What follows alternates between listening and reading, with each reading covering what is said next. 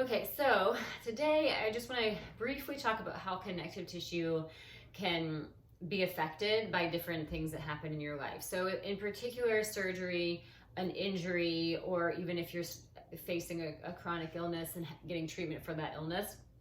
So the connective tissue is just what it says. I've spoken about it before and gave more of an overview of what connective tissue is, but it connects everything in your body and your muscles, your bones. It surrounds everything, and it actually is interweaved throughout your entire body, even your organs and everything. So that's kind of an overview of what it is, but there's more details in other videos. So you can go ahead to my YouTube channel if you want to find those videos and learn more about it.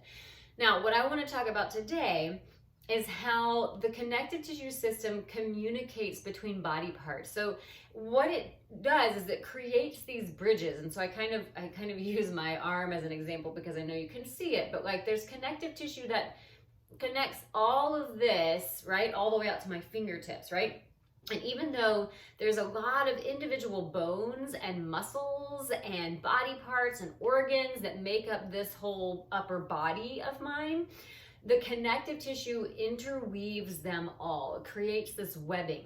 And that webbing also provides communication between body parts. So it really plays a role in how I'm able to bend or lift or turn my body around.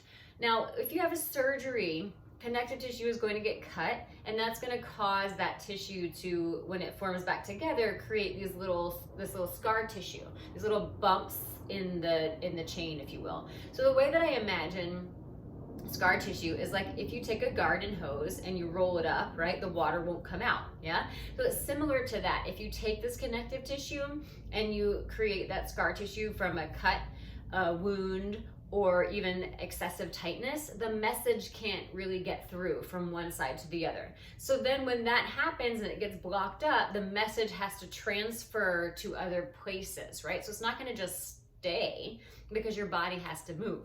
It's going to transfer into another place, right? So for example, if you have a chest surgery, shoulder, breast cancer, or something like that, and you have connective tissue in the chest, right? A lot of times what happens is if you get really tight here and the connective tissue can't move and it can't be stretched out, then the messaging gets sent back into the back of the head, the neck, and the upper part of the shoulder. So these muscles become really tight because they're the ones then moving your shoulder and your arm. Whereas what you need is the correct communication going from the chest out to the arm, so that you can move your body in a more fluid manner with more health and function. Okay, so I hope that's not too confusing. That's just an example of how that works. So what you want to always do, depending on what you're going through, if you've had a surgery, if you've had an injury, even if you consider this to be a very minor thing, you really want to get movement health back into your body. It's really important for helping you thrive. All right, so you can survive without it, but if you want to thrive, if you want to feel good and you want to have less pain, you want to adopt a movement program that will help you do that. Okay, so any sort of mindful movement alignment, you want to work with somebody that's knowledgeable about injuries and surgeries and illnesses so that they can help you modify things the way that you need to for a short time until you can get back to where you would like to be physically. So I am one of those people, so if you would like to have a free consultation, feel free to reach out to me, info@julieturnermovement.com, or on Instagram @julieturnermvmt. I'm also on Twitter @juliemovement. And you can head to my YouTube channel, hit subscribe, and get notified whenever more videos come out like this.